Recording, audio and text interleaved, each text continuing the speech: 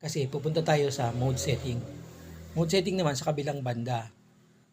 Kasi iaano na natin yung TV. Yan. Pindutin natin para mawala. Ayan, nawala na siya guys. Ngayon, pupunta tayo sa kabila.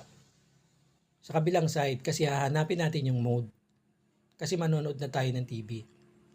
So, subukan na natin yung TV. Ayan na guys, oh. Naset na natin, naselect natin yung TV. Ngayon naselect na natin yung TV, nag-pop up na yung TV. Pindutin na natin. So, ayan na guys. In-scan ko rin yan kanina, hindi ko lang na video guys. Kaya ayan, oh, bigla na siyang lumabas. Oh.